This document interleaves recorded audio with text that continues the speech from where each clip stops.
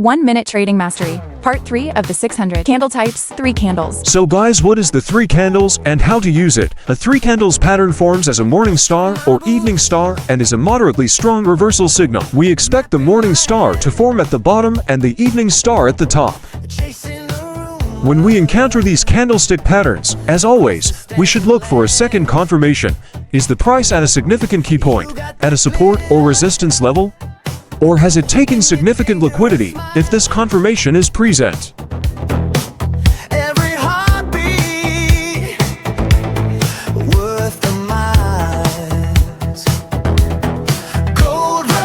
We select our entry and profit points using Fibonacci.